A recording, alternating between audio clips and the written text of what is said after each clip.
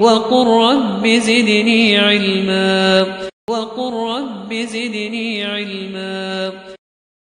بسم الله الرحمن الرحيم. الحمد لله رب العالمين، والصلاة والسلام على رسول الكريم، وبعد. تعالوا نشاهد إلى أي حد بلغت عداوة سيد القمني لله تعالى ولرسوله صلى الله عليه وسلم. طبعا في ناس هيقولوا لك يا عم سيد القمني هلك وراح وخلاص، ويعني تشغلنا بيه. أصحابه وأتباعه لا يفتؤون، ينشرون مقاطعه ويمجدونه ويعلون من شأنه وينشرون أفكاره، فلذلك كان لزاما علينا أن نرد عليهم وأن نرد على المقاطع التي ينشرونها عنه. تعالوا نشاهد. بتتباع تقول ايه لما تصحى من النوم، وتقول ايه لما تخش الحمام، وتقول ايه لما تطلع من الحمام، وتقول ايه لما تلبس الهدوم، وتقول ايه لما تركب العربية، وتقول ايه لما تمشي في الشارع، وتقول ايه لما تروح. كده يحصل ذهان. هذا الانسان يصبح كالروبوت الآلي تصدر اليه الاوامر بالريموت. كما رأينا الرجل يعني في غيظ وحنق شديد جدا، يعني متغاظ غيظ شديد. لماذا؟ ما الذي يغيظك وما الذي يعني يشغلك وما الذي يعني يهمك في هذا الأمر؟ إن في أذكار وأدعية بتتباع، بيقول تخيل أدعية بتتباع كده فيها تقول إيه لما تيجي تاكل، تقول إيه لما تيجي تشرب، تقول إيه لما تيجي تنام، تقول إيه لما تدخل بيت، أما تخرج البيت، أما تلبس هدومك، أما تركب السيارة، أما لا. وأنت ما الذي يضيرك في هذا؟ يعني واحد خليه واحد في حاله، يعني شاغل نفسه بذكر الله عز وجل ومع ربنا، بيذكر الله عز وجل في دخوله وخروجه ونومه وأكله وشربه، لا يعادي أحدا ولا يظلم أحدا ولا له علاقة بأحد. وهذه الأذكار لا تعود عليه بأثر سيء ولا تعود على المجتمع بأثر سيء، بل تعود عليه بهدوء النفس والسلامة مع الآخرين والهداية وصلاح الحال. فما الذي يغيظك في ذلك؟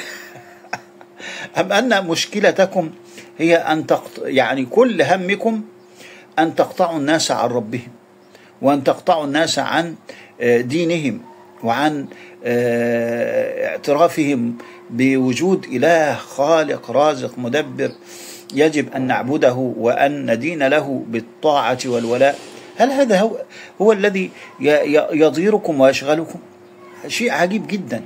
وبعدين تعالى يعني إلى كذبه، إن بيدعي يعني إنه في ذكر يقال قبل يعني إتيان الزوجة، إن الذكر ده يقعد يقرأ فيه 10 صفحات ولا 20 صفحة ولا 10 دقايق ولا 20، ويقول بعد كده ولا يعني ايه، خلاص بقى الراجل هيتوه ومش هيبقى يعني ليه في الأمور دي خالص، لأن تاه بقى راح بعيد خالص. أولا يعني هذا كذب. لا يوجد دعاء قبل يعني اتيان الزوجة أو كذا بهذا الدعاء اللي ورد عن النبي صلى الله عليه وسلم، قال ما ضر أحدكم إذا أتى أهله أن يقول بسم الله بسم الله اللهم جنبنا الشيطان وجنب الشيطان ما رزقتنا. يقول إيه؟ بسم الله اللهم جنبنا الشيطان وجنب الشيطان ما رزقتنا. ده في 10 دقايق، ده 10 صفحات و20 صفحة. يعني ما هذا الكذب؟ ده ما جاش نص سطر، ما جاش بسم الله. الله اكتب وراي اللهم جنبنا الشيطان وجنب الشيطان في سطر يا سيدي. ده ما خدش، احسبها كده في كلامي، ما خدش ثواني. فلما هذا الكذب؟ وبعدين يعني بعد ما يقول هذا الذكر خلاص الراجل بقى يعني خلاص أصبح مالوش في أي أم أنه يستعين على تحقيق سعادته وتحقيق دنياه وتحقيق متعته ومتعة أهله باللجوء إلى الله عز وجل. ما أنتم يعني تفعلون كل شيء وتتعاطون الخمور والمخدرات لتهيئوا أنفسكم وتفشلون، وحكايات الفشل منتشرة. ويعني وزوجاتكم، يعني مش زوجتك أنت يعني أو كده، لا، زوجات هؤلاء المخمورين وأصحاب المخدرات يشكون ويعلنون شكواهم ويكتبون ويقولون أنهم لا يجدون يعني حاجتهم ولا يجدون استمتاعهم بسبب هذه القوى الخائرة وسبب هذه العقول المغيبة في المخدرات فليس هناك أفضل ولا أزكى ولا أطيب من زوج ذاكر لله عز وجل متقرب لربه عز وجل، طبعا باعتدال بغير إفراط ولا تفريط. النبي صلى الله عليه وسلم قال: إن لربك عليك حقا، وإن لزوجك عليك حقا، وإن لأهلك عليك حقا، وإن لكذا وكذا إلى آخره.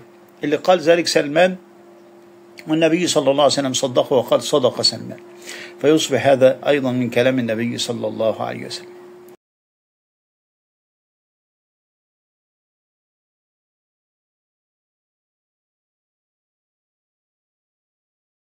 وقل رب زدني علما. وقل رب زدني علما.